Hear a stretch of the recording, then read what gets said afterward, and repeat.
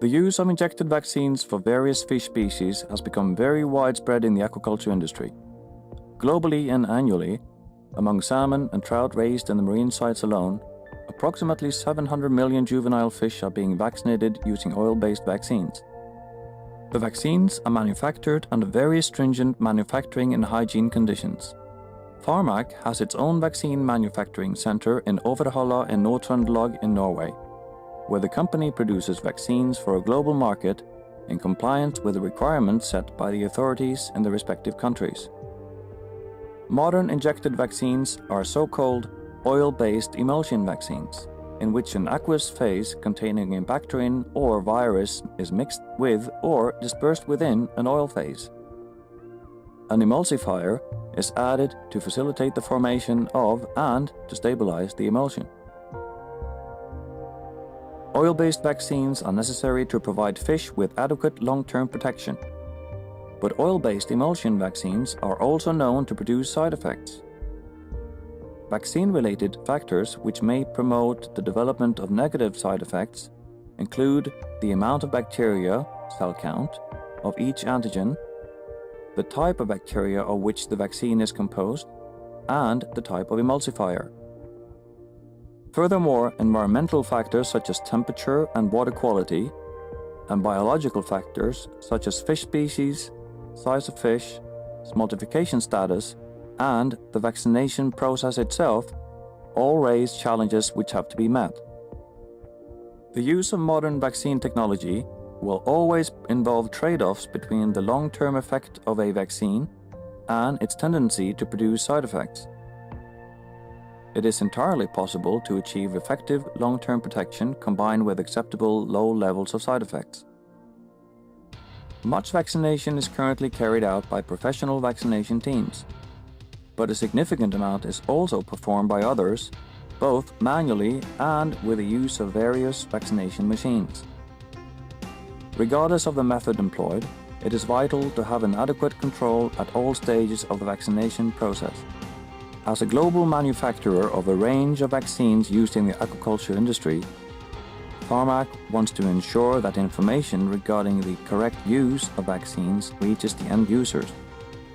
The aim of this video is to provide general recommendations for the process before, during, and after vaccination. The content is based on many years of vaccine evaluation and vaccination.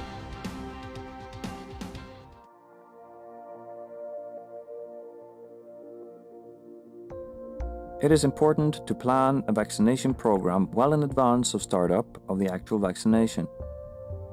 This is to ensure that all essential equipment and personnel are in place, tasks allocated, and essential training provided. Safety data sheets and safety equipment must be available for the medicines and biologics in question. Pharmaq has prepared a self-injection booklet which provides advice to anyone unintentionally injected with a fish vaccine. The booklet concentrates on preventive safety measures recommended to minimize the risk of unintentional self-injection. If you are accidentally injected with a fish vaccine, you should seek medical assistance immediately, even if the volume injected is very small.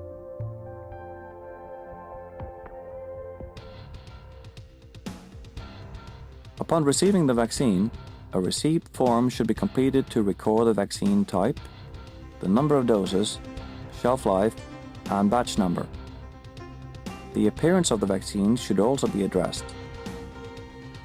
The vaccine must be kept cool during storage and transport, at temperatures between 2 and 8 degrees Celsius. Prior to startup, it is important to check the appearance of the vaccine. Take 5 vaccine bags from the cold storage and look for phase separation following storage at room temperature overnight. During storage, a clear phase is likely to form at the top of the container. This consists of oil and is easily shaken up. However, be aware of the formation of liquid in the bottom of the container. This may be an indication that the vaccine has split, a separation of the oil from the aqueous phase. In such cases, the vaccine must not be used. The vaccine should be brought up to room temperature before use. This will make it less viscous and easier to work with. The optimal temperature for administration is between 15 and 20 degrees Celsius. Before starting, it is also important to check that the dosage is correct. This applies especially to equipment in which the chamber does not administer a fixed dose. The dose can easily be checked using a 1 milliliter syringe. If you intend to administer a 0.05 milliliter dose, inject 10 doses into a 1 milliliter syringe and check that the equipment provides 0.5 milliliters. In order to monitor the dosages administered, record the number of fish vaccinated per vaccine container.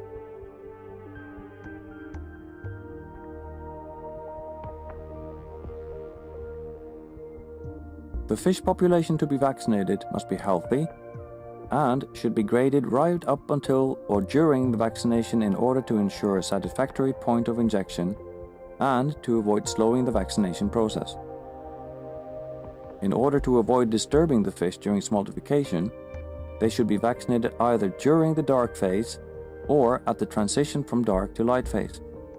The starvation period prior to vaccination should be 2 days for S0s and between 2 and 4 days for S1s. A good rule of thumb is to starve the fish for 15 degree days. The withholding of feed is important for hygiene. Less feces will accumulate in the anesthetic bath. The risk of injection into the digestive tract is minimized. The metabolism of the fish is slowed down. The withholding of feed has been shown to result in fewer side effects due to a milder infection response, and thus theoretically improved growth.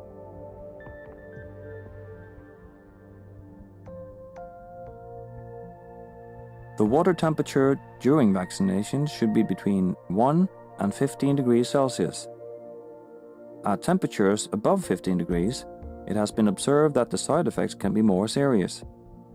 Below 1 degree, problems may arise due to 1. The fish freezing, 2.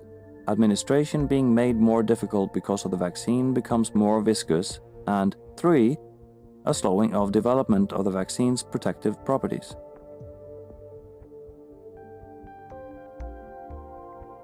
A fish must be anesthetized rapidly and should not remain in the anesthetic bath for more than between 40 and 50 seconds. For a bath volume of 100 liters, the anesthetic should be replaced for every 3,000 to 5,000 fish. Before a fish is injected, it is advisable to rinse it with fresh water. This will promote recovery from the anesthetic and remove bacterial flora from the surface of the fish, which in turn minimizes the risk of contamination and additional side effects. Do not let the fish remain for more than 3 minutes on the vaccination table. This is temperature dependent. The higher the temperature, the shorter time a fish should remain on the table. A fish should recover from the anesthetic after about 60 to 90 seconds after leaving the table.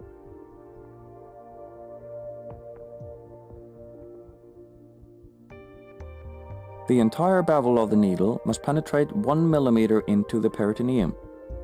Needle length selection tables have been prepared by the various equipment manufacturers. The standard needle diameter is 0.7 millimeter. However, it is possible to increase this if the temperature of the vaccine, in the air or in the water, is low and the vaccine of higher viscosity.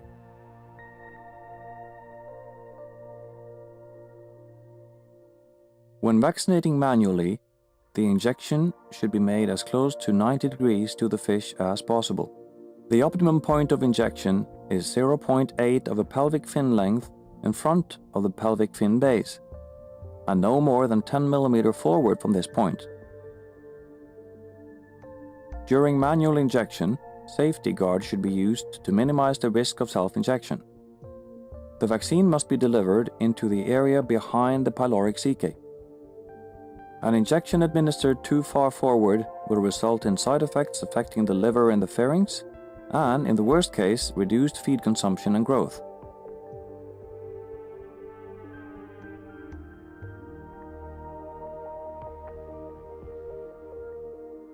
On replacement and before use, Shake the vaccine container for 2 minutes.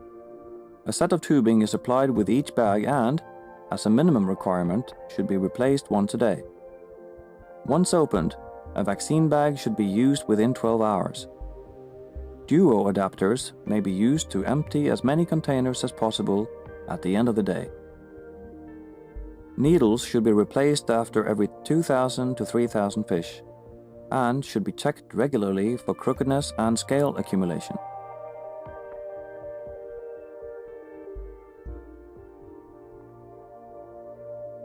Rejected fish must be disposed of using an overdose of anesthetic. Quality assurance inspections of the vaccine should be carried out during the process. Pharmaq has prepared a vaccination log which can be used both by in-house and contracted personnel. This type of quality assurance should also include a visual check of the injection point and post-mortem examinations to evaluate the position of the vaccine.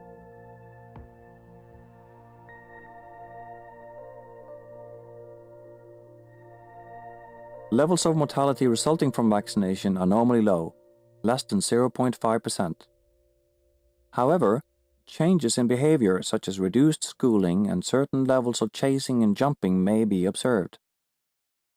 Fish will also exhibit reduced appetite following vaccination, and it is recommended to wait for a minimum of 2 days before resuming feeding. Full appetite can be expected after about 1 week at 15 degrees Celsius. However, this will vary, and it is documented that trout usually return to normal feeding more quickly than salmon.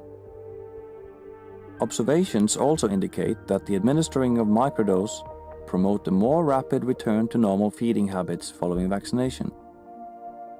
Starvation trials have shown that at 4 degrees Celsius, even waiting for as long as 1 week following vaccination results in no loss of growth. Withholding feed enables the fish to calm down and helps to avoid fermentation of the digestive tract contents and subsequent infection. However, it is important to monitor the fish and not to withhold feed for so long that it results in aggressive behavior and fin biting. Carry out after checks of injection points and vaccine deposition. Check also for vaccine floating on the surface in the tanks. This should be kept to a minimum. Pharmaq has prepared a folder containing all information relevant to the vaccination process. This folder contains a vaccine manual which describes the issues referred to during the film. It also contains a receival form, a vaccination booklet, a self-injection booklet and other material. Pharmaq wishes to be present during vaccination in order to provide guidance and advice when using our products. We also offer assistance such as vaccination-related courses. Do not hesitate to contact us. Thank you for your attention and good luck with your vaccination program.